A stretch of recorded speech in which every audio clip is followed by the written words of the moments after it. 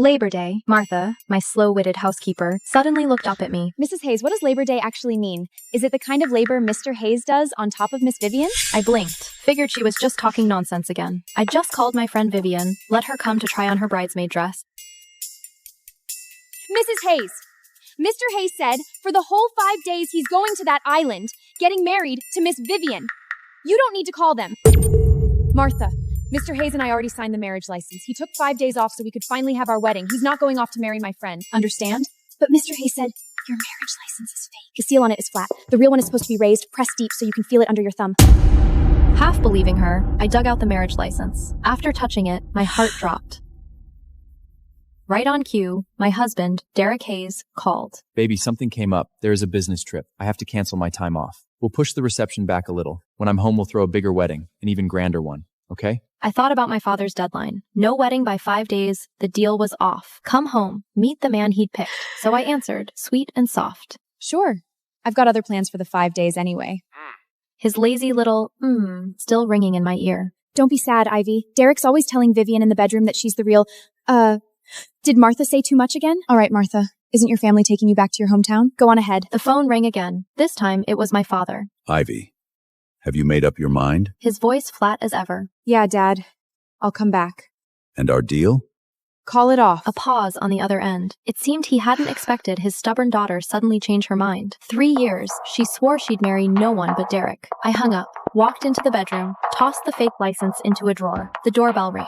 Vivian stood at the door, holding the little cake I loved. Ivy, here I am. Where's my bridesmaid dress? I let her in.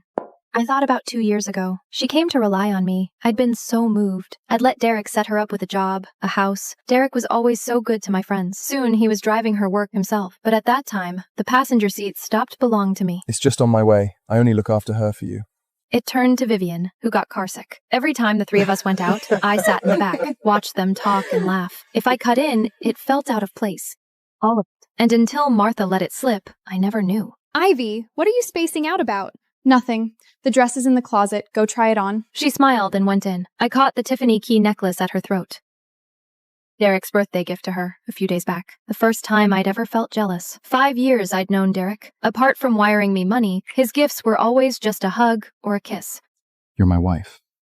Everything I have is yours.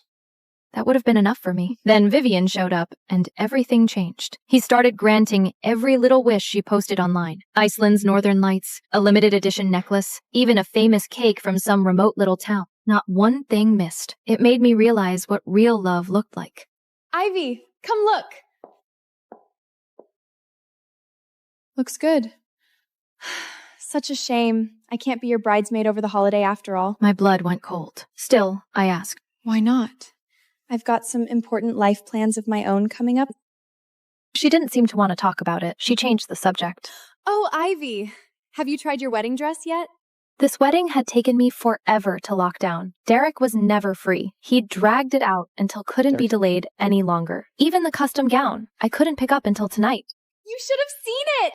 When I went to try gowns, the stylist said the couture piece was made for me. Derek thought it looked great too. I looked at her, said nothing. A while back, Vivian had announced out she was getting engaged. When I asked, it turned out she didn't even have a fiancé. She dragged Derek along to try on dresses with her, laughing like it was the most natural thing. Ivy, I'm borrowing your man for an afternoon. I need someone to model a groom's suit, and Derek's got the build for it. Derek didn't even hesitate. Only you'd boss me around like this. Come on, you menace. They were gone the whole afternoon. He came back with stars in his eyes, going on about how beautiful the dress was. Now I wondered, did he mean the dress or her? 3 years married, I'd never once worn a gown. Every time I asked to hold a real wedding, to invite my parents, Derek was always busy. Busy for 3 years. We'd set a date, then push it. Set it, push it. I'd lost count.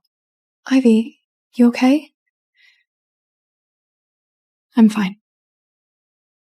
Derek walked in, 2 coffees in hand, like he'd known there'd be 2 coffee-drinking women waiting. Well, whose bride is this? Don't be like that, I'm just trying it on. Shame I can't be the bridesmaid over the holiday. You'll have to make it up to me. Less sugar, extra milk, hot. Yours is on the table, black. That order of things always been there. Vivian first. Today it just stung more. Where's Martha? She's headed her hometown. I let her leave 2 days early. That woman's lucky to have an employer as kind as you. And me? I'm the luckiest man alive. He leaned in to kiss me. Ugh, the zipper slipped in the back. Help me? It had been fine a second ago. Now it had slid down, bearing a stretch of beautiful skin. I started to step in. Derek was already moving. He slid it up, smooth, like he'd done it 100 times. It burned my eyes. I walked into the bedroom, started packing. What are you doing? Packing. Going home. They want you back?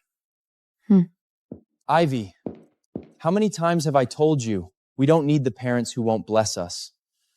You really want to go take their abuse again? He had said it many times. From the first time my parents objected, he'd pushed me to cut them off. If he loved me, how could he stand to make me cut off the parents who raised me? The wedding was canceled. And you won't be here. What's the point of me staying? He had no answer for that. I said we'd push it back, not cancel it. Something blew up at work. There was nothing I could do. And your parents, once I'm through this, I'll go talk to them myself. Ivy, don't be hard on Derek. You get to stay home all day, sipping coffee, tending your plants. How would you know how slammed he's been lately? I'm his assistant. I know exactly what he's been doing. He's been going nonstop for weeks. Assistant? Aren't you in the business division? A few days back, at the company, I'd overheard 2 employees talking. Derek's new assistant trails him around all day, door shut several hours, comes out with messy hair. I'd laughed it off back then. I figured Derek's assistant was still Walt, the same one he'd used for years. Turns out, this assistant wasn't that assistant. Vivian froze. Oh, the business division's been slow, so I offered to take some of the load off Derek. He's exhausted. I couldn't just watch. Ivy, I'm doing this for your husband's sake. You can't help him. So when there's something I can do, am I supposed to just sit on my hands? Can't help? It wasn't that I couldn't. Derek wouldn't let me near the company. He said I'd married him to enjoy life, nothing more. He just never told me the price of this life. My marriage, my friends, my parents, and my dignity. Derek opened his mouth to agree. Then the front door went. Mrs. Hayes! Mr. Hayes! Weren't you off for the break? Got halfway, then Martha remembered I left the vitamins pills Mrs. Hayes bought me. Came back for them. Mr. Hayes, was that island nice? Oh, Martha remembered Miss Vivial called you in the yard. She said pack sunscreen, she burns easy. Did you bring some? Just a reminder for you. Martha, what are you talking about? Martha didn't lie. Miss Vivian, you said, Dereky, honey, don't forget the sunscreen. I tan so easily. Martha heard it very clearly. The room went silent.